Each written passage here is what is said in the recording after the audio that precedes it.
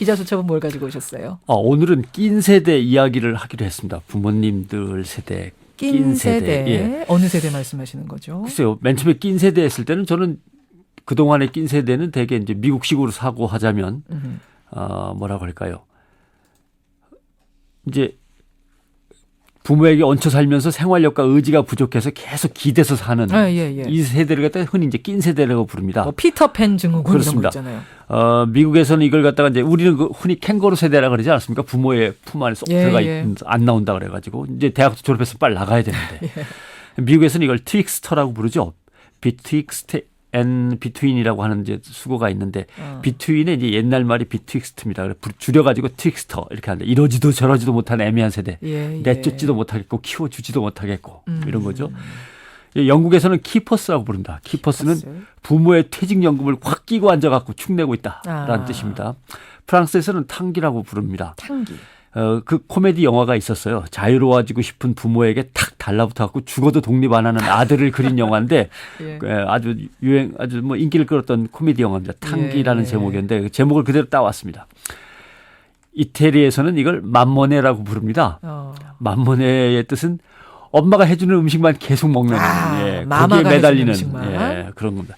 캐나다에서는 부메랑 퀴즈라고 흔히 부르죠. 이건 이해가 되네요. 예. 뭐 직장도 없는 녀석이 나가서 쏟아지다가 밥 먹을 때 되면 꼭 집으로 돌아오고 거기서 잔다 이런 뜻이고 호주에서는 마마 호텔이라고 부릅니다. 꼭 엄마 품에 와서 밥 먹고 자는 마마 호텔. 그러니까 다른 나라들에서는 다 비슷한 좀 이제 의미를 가지고 있는데 근데 우리나라에서는 낀 세대라고 하면 의미가 좀 다르다는 우리는 거죠? 끼였다는 표현보다는 그냥 캥거루족 이런 식의 표현을 썼었는데 우리 사회의 낀 세대를 설명하려면 묻지 마라 갑자생까지 가야 됩니다. 1923년생. 그러니까 태어나니까 일제치하예요. 일본말 배우면서 일본 학교에서 또는 일본 교사 밑에서 학교 생활했습니다. 겨우 사회로 진출하려고 하는데 징용에 징병 뭐 이런 거. 그래서 죽을 고비를 넘겼는데 해방된 조국에 돌아오니까 그동안 배웠던 일본말이며 이런 건 아무 소용없습니다. 그렇죠. 그러더니 갑자기 6.25 전쟁이 터졌고 전쟁 끝나서 겨우 허겁지겁 서둘러서 빨리 결혼해서 애 낳고 살려고 하니까 4.19, 5.16 그다음에 이제 군사 정권이 이어지고 이랬던 세대죠. 남한테 내세울 거라고는 진짜 고생한 거하고 나이밖에 없는 세대입니다. 요 갑자생과 갑자생 후에 일제 말기에 유년 시절을 보냈던 사람들 요 세대를 갑자생 세대라고 한다면 이 갑자생 세대의 자식들이 바로 그 유명한 베이비붐 세대입니다. 한 55년에서 63년생. 그렇죠. 그런데 이 갑자생 세대와 베이비붐 세대 사이에 낀 세대가 진짜 이제 우리의 낀 세대. 베이비붐 세대하고 갑자생 사이. 갑자생과 갑자생 세대의 자녀들 그 사이에 낀 세대가 되는 거죠. 따지자면 뭐 예비 노인쯤 되는 세대인가요? 그렇습니다. 몇 년생을 얘기하는 거죠? 1948년생에서 대개 1954년생까지 잡죠. 나이로 따지자면 만 59에서 65까지. 59에서 65세까지 지금. 왜냐하면 할아버지 할머니가 틀림없이 되어는 가는데 노인이라고 부르긴 참 애매하고 아직도 가족관계에서 좀 불안해요. 또 베이비붐 세대는 엄청나게 지각 변동을 불러올 거라고 학술적으로 연구도 많이 했고 정책도 마련했습니다. 그렇죠. 저출산 고령화 대책이 다 베이비붐 세대에게 맞춰져서 진행이 됐습니다. 각종 노후 보장이나 사회복지 정책이 베이비붐 세대에 맞춰서 있지 이 낀 세대한테는 항상 해당이 안 되고 피해 나가는 거죠. 보통 노인이라고 인정하는 65세가 되어야 뭐 혜택을 받는데 그 혜택은 아직 못 받고 그렇죠. 새로운 혜택은 또 몇 년 뒤에 시작된다니까 기다려야 되고 베이비붐 세대하고 같이 맞춰 나가야 되고 그러네요.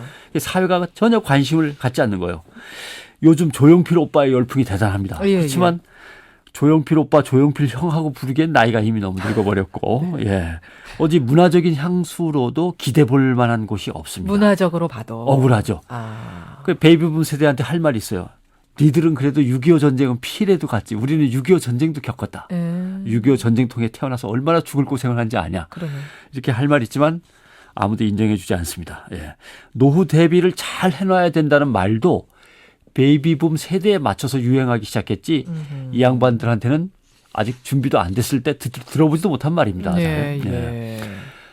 그래서 이런 문제가 있고 왠지 너무 늦어서 별 준비도 못했고 노인 일자리 정책도 아직 우리 사회에 전혀 자리를 잡지 못했는데 이제 노인 되어버렸습니다. 이게 예. 다른 나라도 이런 세대들이 있나요? 미국도 그런 고민이 있는 모양입니다. 미국의 50대와 60대 초반 우리가 거의 비슷합니다. 샌드위치 세대라고 부릅니다. 예, 우리보다 예. 미국은 조금 뭐라 그럴까요? 전쟁이 일찍 끝나서 베이비붐이 좀 일찍 시작이 됐습니다. 그래서 50대 전체가 이 낀 세대에 들어갑니다. 네. 대부분 은퇴가 임박을 했는데 메디케어라고 부르죠. 노령자 건강보험, 또 소셜 시큐리티, 사회보장 여기 수혜 대상에 들어가지 못하는 어정쩡한 상황에 놓여 있는 세대. 네.